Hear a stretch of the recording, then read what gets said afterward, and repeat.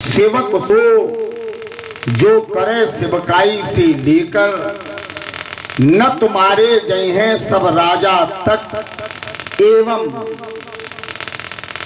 जनक जी महाराज से किए गए प्रश्न हमने परशुराम जी महाराज के सुने, और मैं सोचने लगा कि प्रश्न का बड़ा महत्व होता है। यदि प्रश्न ना हो तो उत्तर कहां से आएगा। जब कभी प्रश्न सामने खड़ा होता है, उपस्थित होता है, तो हम उस पर चिंतन करते हैं, विचार करते हैं, मनन करते हैं और उसका समाधान खोजने का प्रयास करते हैं। हमारे यहां परंपरा रही है प्रश्नों की। जब जब प्रश्न हुआ है तो कोई न कोई अनुसंधान, कोई न कोई विकास, कोई न कोई समाधान जरूर निकला है। एक बार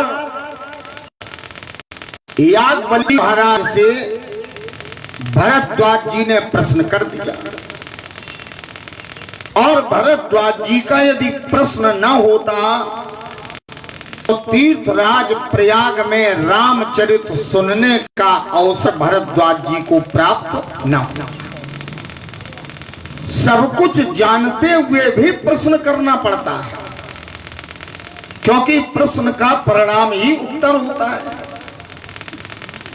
हमारे यहां शास्त्रों में एक राजा ने प्रश्न किए तो परमहंस ने कहा, वरीयाने सुते प्रश्न, तुम्हारे प्रश्न बड़े उत्तम हैं।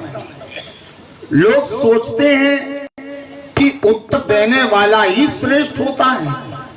नहीं, आज ये चिंतन कीजिए कि प्रश्न भी यदि शुद्धि कोई करता है तो उसका प्रश्न भी श्रेष्ठ होता है, महान होता है। सबको एकांत में बैठ के अपने से भी प्रश्न करना चाहिए। को हम कौन हैं? हम ये जो तमाम नाम दे रहे हैं, हम वो नहीं हैं। हम जिसका से जुड़े हैं, हम वो नहीं हैं। हम व्यापार कर रहे हैं तो व्यापारी हैं संसार की दृष्टि में, लेकिन वास्तव में हम कौन हैं, कहां से आए हैं, क्या कर रहे हैं और क्या करना चाहिए। मेरी समझ में आता है प्रश्न वो अच्छा होता है जिस प्रश्न से चिंतन करने वाला, सुनने वाला, विचार करने वाला मनीषी तत्वबोध से जुड़ जाए या परमात्मा से जुड़ जाए, वो प्रश्न ही उत्तम होता है। परशुराम जी महाराज का प्रश्न है, कहूजल जनक धनुष कई तोड़ा, धनुष किसने तोड़ा है? वेग दिखाओ मूल न तो आजू, उलटो मही जहां लग तब राजू। हमारे ग्रंथों में जब जब प्रश्न हुए हैं उत्तर बहुत मिले, और उन उत्तरों पर ही हम लोग अपने जीवन को चलाते हैं और चलाना चाहिए। मैं परशुराम जी के प्रश्न का स्वागत करता हूं, लेकिन प्रश्न करने का परिणाम अच्छा हो और प्रश्न करने का प्रभाव यदि गलत पड़ जाए, भाई प्रश्न तो समाधान के लिए होता है, और समाधान न मिले, कोई उत्तर न करे, कोई चर्चा न करे और प्रश्नकर्ता के द्वारा किए गए प्रश्न का प्रभाव समाज पर प्रतिकूल पड़ जाए, तो मुझे लगता है या तो कहीं प्रश्न में कोई भेद है, या प्रश्न करने की पद्धति में परिवर्तन है, या प्रश्न करने के मूल में कोई न कोई हित छिपा है। अब यही तत्व, यही रहस्य, यही मर्म यहां समझना है इस धनुष यज्ञ के माध्यम से। परशुराम जी ने प्रश्न किया तो प्रभाव क्या पड़ा? अरे भाई, प्रश्न तो इसलिए होता है कि हमें उत्तर मिलेगा, और हम प्रसन्न होंगे। परशुराम जी ने प्रश्न किया, उत्तर नहीं दिया राजा जनक ने। अति डर उतर देत न पनाही। अब ये अति डर क्यों हुआ भाई? प्रश्न में भय की क्या बात है? नहीं आता तो नहीं आता, और आता है तो चिंतन से बताया जाता। लेकिन इसमें भय की क्या बात? तो उत्तर मिल रहा है कि अत्यधिक क्रोध में प्रश्न किया है। अतिरिक्त बोले तो उसका प्रभाव पड़ा कि अति डर। और विज्ञान का नियम है कि क्रिया की प्रतिक्रिया जरूर होती है। तो ये बात तो समझ में आ गई, लेकिन एक बात समझ में नहीं आ रही कि प्रश्न जब परशुराम जी ने किया तो कुटिल भूप हर्षे मनमाही, ये दुष्ट क्यों प्रसन्न हो गए? इनके मतलब का कौन सा प्रश्न रहा? तो इसका भी समाधान मिलता है कि दुष्ट सोच रहे होंगे, अच्छा हुआ जो हमसे धनुष नहीं टूटा, और अगर हमसे टूट जाता तो इतनी भीषण समस्या ये हमारे ही मत्थे मढ़ दी जाती। हो सकता है कि हमारा कुछ क्षरण भी होता, हमारी कुछ हानि भी होती, हमारा कुछ व्यय, हो सकता है प्राण जाते। परशुराम जी के दंड के हम अधिकारी बन जाते तो ये दुष्ट प्रसन्न हो गए। लेकिन परशुराम जी के प्रश्न से अच्छे लोग भयभीत हो गए। ये प्रश्न करने की पद्धति कैसी? और सामान्य लोग भयभीत नहीं है। भृगुपति करी स्वभाव सुन सीता, तो अरद निमेष कल्प सम बीता। जिस जानकी को आशीर्वाद परशुराम जी ने दिया, वो जानकी ने जब प्रश्न सुने तो अरद निमेष कल्प सम बीता। एक बात और बताएं, राजा जनक की महिषी रानी सुनैना सोचने लगी, विचार करने लगी। सखियां तो प्रसन्न हो गई थी आशीर्वाद के समय, लेकिन जब प्रश्न हुआ तो वातावरण बदल गया और वो सोच रही है कि विधि अब सबरी बात बिगाड़ी। ऐसा लगता है कि बनी बनाई बात परशुराम जी के इस प्रश्न ने बिगाड़ दी है। यह स्थिति हो गई। सुर मुनि नाग नगर नर नारी देवता, मुनि महात्मा ना जाति और नर नारी, मिथिला के नर नारी जो बड़े ही विवेकी हैं, पुर नर नार सुभग सुचि संता, धर्मशील ज्ञानी गुणवंता, ये सब भयभीत हैं। सुर मुनि नाग नगर नर नारी सोचहि सकल त्रास उर भारी। उनके मन में डर है, हृदय में डर है कि पता नहीं इस प्रश्न का उत्तर न मिला तो क्या होगा, और अगर उत्तर दिया किसी ने और परशुराम भी संतुष्ट नहीं हुए तो पता नहीं क्या हो जाए। इसके बाद मन पचासी अमतारी, विधि सबरी बात बिगाड़ी। तो प्रश्न करने का जब ये प्रभाव है तो कहीं अगर उसका उत्तर सीधे सीधे दे दिया जाता और परशुराम जी को वो उत्तर अच्छा न लगता, अनुकूल न होता, इनके स्वभाव के विपरीत होता, तो हो सकता है कि तब तो यहां परशुराम जी का कुछ न कुछ दंड का प्रयोग निश्चित ही होता। हो सकता है कि रक्तपात होता। इसलिए हमारे भाई ने प्रार्थना की, अब आप हमें आज्ञा दें, ताकि ये प्रश्न और सामान्य पुरुष का है नहीं, ये महापुरुष का प्रश्न है। इसमें कहीं न कहीं किसी न किसी की प्राप्ति भी हो सकती है, किसी का विनाश भी हो सकता है, किसी मर्म का उद्घाटन भी हो सकता है, कोई तथ्य भी सामने आ सकता है। ये कहा नहीं जा सकता, क्योंकि महापुरुषों की लीला और अंत की लीला बड़ी विचित्र होती है। अतः बैठे बैठे क्या चाहते हैं दीनानाथ, दे दो आज्ञा, धर लेने दो, प्रेम की बिंद को हटा लो मुखमंडल से भीषण भावनाओं में क्रांति भर लेने दो। आपके बंधन में बना है चित्रबंध, होके स्वच्छंद निर्द्वंद ही चलने दो। खड़े वैशाला में परस को लिए गए, एक बार इन पर बल वर्षा करने दो। आप मौन हैं और यही मेरे लिए संबल है। महाराज जी प्रणाम। ये भयंकर दो धरती पलटने की चर्चा, राजाओं को मारने की उद्घोषणा इतना महत्वपूर्ण प्रश्न है कि अगर उत्तर न मिला, धनुष तोड़ने वाले को न दिखाया गया, समाज से वो अलग नहीं हुआ, तो ये सब राजा दंडित किए जाएंगे। स्वामी जी का विचार करें, आज तो एक ही धनुष टूटा है, हमसे पूछो तो बहु धनु ही तोड़ी लड़काई, लेकिन कबहु न अस रिस कीन गोसाई। आपने ऐसा क्रोध नहीं किया। जब हमने बहुत धनुइयां तोड़ी उस समय इस प्रकार से आपने हमें दर्शन भी नहीं दिया, और आज दर्शन तो दर्शन, दर्शन के साथ में ये जबरदस्त प्रदर्शन।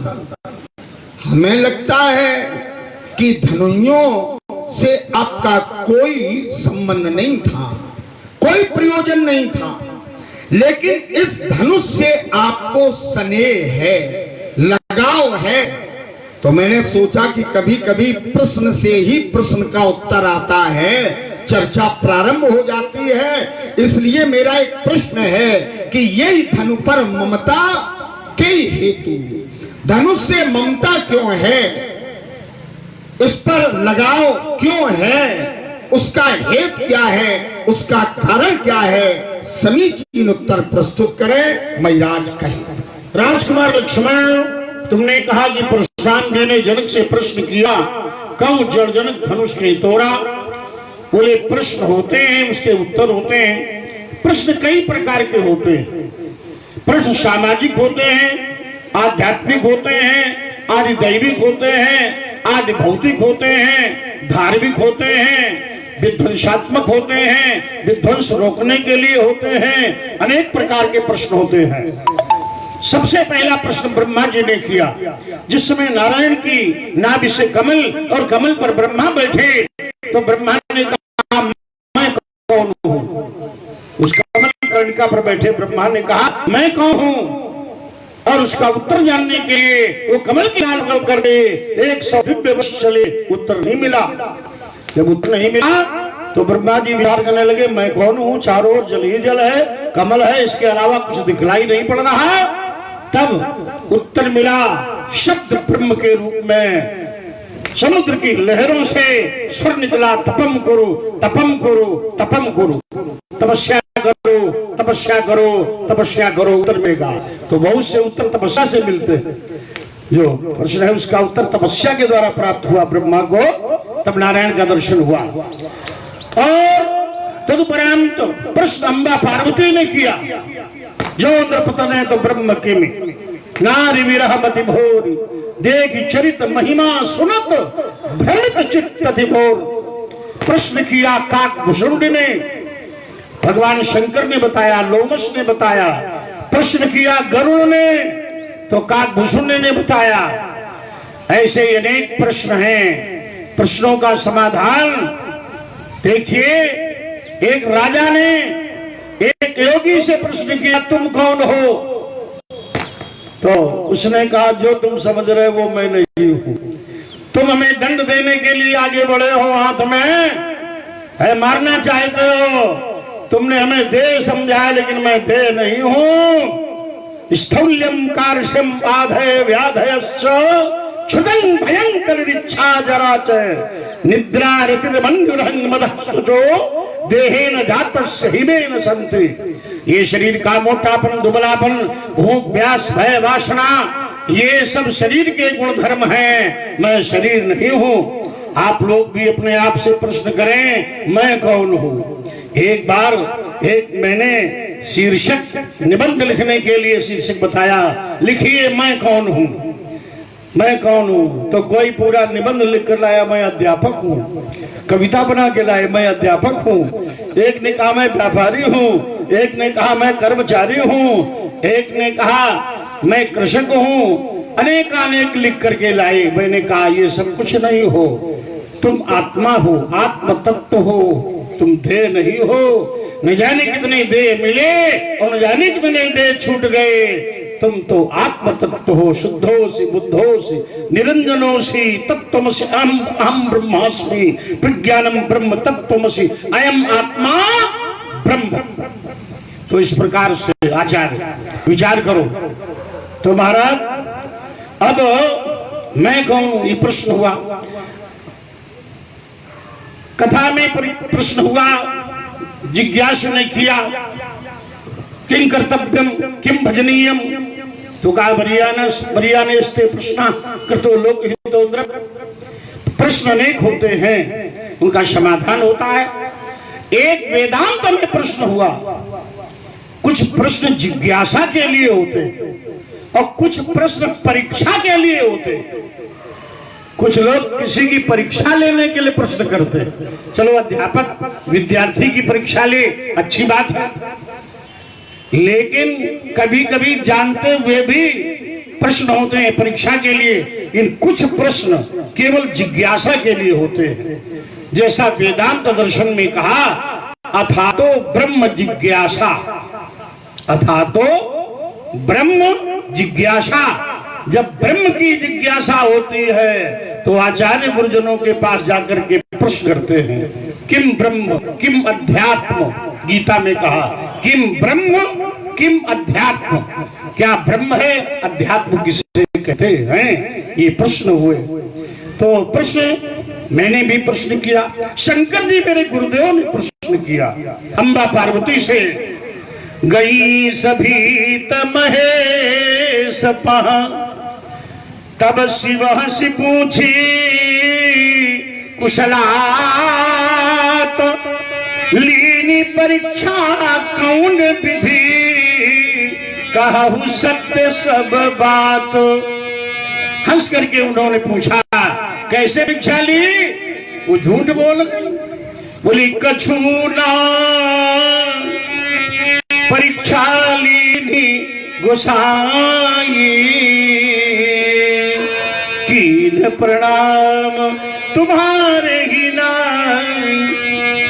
कोई परीक्षा नहीं ली, आप जैसे प्रणाम कराए थे वैसे ही मैंने भी किया। तब शंकर देखे उधरी ध्याना, क्षति जो कीन चरित सब जान। ऐसे मैंने भी प्रश्न किया, कहूं जड़जनक धनुष के ही तोड़ा। उन्होंने हंसकर किया था, हमने क्रोध में किया। हंसकर उन्होंने इसलिए किया कि सती जीव होते हुए भी जाकर के ब्रह्म की परीक्षा लेने जाए, तो हंसी आ गई कि अनाधिकार चेष्टा। यहां मेरे गुरुदेव का धनुष टूटा है, अनुचित हुआ है, तो हमें क्रोध है, क्रोध में हमने पूछा। तो अब वहां पर हमने जब उस समय भी दिया, बेग दिखाव मूल नत आजू। आज दिन भर का समय है, अभी विवेचना चल रही है। विवेचना के लिए समयावधि सुनिश्चित है, अमुक कालखंड तक विवेचना प्रस्तुत करो, और जब नहीं मिलेगी तब फिर देखा जाएगा। क्या हम निर्धारण करते हैं दंड, ये हमारे ऊपर है, क्या दंड निर्धारण करते हैं अथवा क्या पुरस्कार निर्धारण करते हैं, ये मेरी सुमति पर निर्धारित करता है। ये अदृश्य है, ये बताया नहीं जा सकता। उल्टा मैं जान लगी तो राजू तो हमने घोषित कर ही दिया है, अब और आगे क्या होगा ये मैं स्वयं विचार करूंगा। आज तुमने कहा कि महाराज ये धनुष टूट गया है, मैंने अपने बाल्यकाल में बहुत सी धनुषियां तोड़ी। हाँ, तुमने धनुषियां तोड़ी जिससे सामाजिक क्षति न हो रही हो। ऐसे बाल क्रीडनक खिलौने खेल खेल कोई तोड़ डाले तो कोई कष्ट नहीं होता। तुम्हारी धनुषियां खेल थी, लरिका सम खेलत डोलत है, सरजू तट चौहट हाट हीर है। कर कंजन पद कंजन मंजू बनी पनही, धनु ही सर पंकज पानी लिए, धनु ही लिए खेलते रहे तोड़ते रहे। तो लड़काई में जो तुमने धनुया तोड़ी थी उनसे हमारा कोई प्रयोजन नहीं है। ये भगवान भूत धावन का पावन धनुष, विश्व कल्याण का पोषक, त्रिपुरासुर विनाशक, पूजनीय टूटा है, अस्तु अमरश है। और वहां हमारी ममता बड़ी ही धनुष के प्रति समर्पित है। अस्तु बालकालवश बोले तो इन्हें संहार, धनु ही सम त्रिपुरारी धनु, विदित सकल संसार। परशुराम जी महाराज का उत्तर मिथिला के सुधी श्रोताओं ने भली भांति सुना। प्रश्न होते हैं आध्यात्मिक, प्रश्न होते हैं लौकिक, प्रश्न होते हैं पारलौकिक, प्रश्न होते हैं सामाजिक, प्रश्न होते हैं व्यक्तिगत, प्रश्न होते हैं सर्वजन हिताय, प्रश्न होते हैं सर्वजन सुखाय, प्रश्न होते हैं लोक कल्याण के लिए। परशुराम जी महाराज ने ये बात स्वीकार की या कहा, जैसा भी आप समझे, कहा कि नहीं। तो मैं यही चाहता हूं कि महापुरुषों के प्रश्न में कहीं न कहीं उपकार ही छुपा होता है। आपने जो प्रश्न किया है उस प्रश्न का परिणाम उल्टा क्यों हो रहा है कि रघुपति करी स्वभाव सुन सीता और अरद निमेष कल्प संबीता। बात यही है और तर्क यही है। प्रश्न हो और प्रश्न का स्वागत करना चाहिए, लेकिन उस प्रश्न का परिणाम उल्टा हो रहा है, प्रभाव समाज पर प्रतिकूल पड़ रहा है। इसलिए इस प्रश्न का अस्तित्व और महत्व, मुझे लगता है कि यही शब्द ज्यादा ठीक है कि इसकी गहराई समझ में नहीं आ रही। एक और बात विचार करता हूं, सती से प्रश्न किया भगवान शिव ने कि लीन परीक्षा कवन, तो क्या भगवान शंकर जानते नहीं थे कि सती हमने इतना समझाया और मेरे समझाने पर भी सती नहीं मान रही, इनका संदेह दूर नहीं हो रहा। तो भगवान शिव ने कहा जो तुम्हारे मन अति संदेहु तो किन जाए परीक्षा लेहु। तो या तो परशुराम जी ये मान लें कि हमें संदेह है, तो हम समझ लेंगे कि इनका प्रश्न ही आदर के योग्य है। इतने ही कह दें केवल कि हमें संदेह है, हो सकता है संदेह हो, और अगर संदेह नहीं है तो इस प्रकार के प्रश्न का कोई औचित्य नहीं बनता। अब आइए इसी प्रसंग में एक बात महाराज जी ने कही कि गई सभीत महेश में, तो यहां दो बातें हैं। शंकर जी के पास सती भयभीत होकर नहीं गई,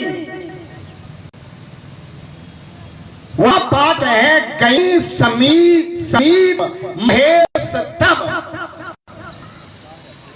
अब एक आपने उसने शब्द जोड़ा हंस पूछी, ये आपने कह दिया कुशलता हंस के पूछी, तो प्रश्न हंस के हो, प्रश्न जिज्ञासा भाव से हो, प्रश्न परीक्षक दृष्टि से हो। तो अगर आपका प्रश्न जिज्ञासा भाव से है तो ये हो नहीं सकता, क्योंकि आप सब जानते हैं। ध्यान देना, यहां जिज्ञासु माने जानने की इच्छा, ये है नहीं, क्योंकि जिज्ञास भाव आप में नहीं है। क्यों? क्योंकि आप सब कुछ जानते हैं। अब कोई कह दे परीक्षक की दृष्टि से है, तो परीक्षक जब प्रश्न करता है तो उस प्रश्न का उत्तर क्या परीक्षक को नहीं आता?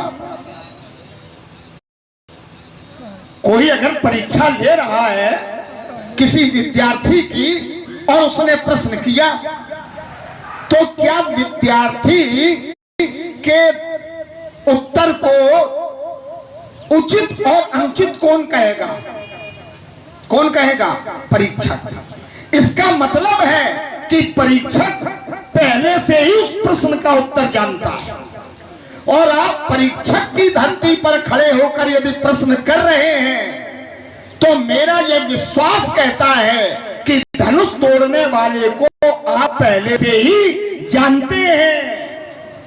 आप इस प्रश्न का उत्तर जानते हैं कि धनुष किसने तोड़ा है।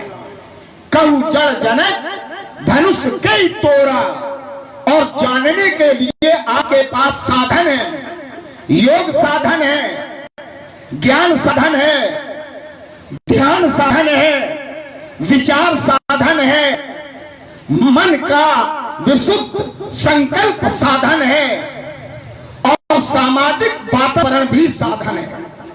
तो आप अपने कथन में ये जरूर प्रकट करेंगे, मुझे विश्वास है कि आपका प्रश्न जिज्ञासु भाव से है कि आपका प्रश्न परीक्षा भाव से है।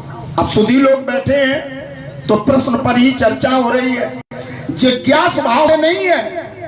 इस बात को मैं काटे दे रहा हूं। जिज्ञासु भाव से यदि होता और ये उसका उत्तर समीचीन न जानते होते तो कहा गया था नाथ संबुधन भंजन हारा होई क्यों एक दास तुम्हारा, तो ये परशुराम जी मान लेते। भाई जिसने जिज्ञासु भाव से प्रश्न किया है उसको अगर कोई उत्तर मिला तो उत्तर सही है कि गलत है ये तो वही जान सकता है जिसको उत्तर का पूरी तरह ज्ञान है। उसने कहा हुई है को एक दास तुम्हारा आयसु का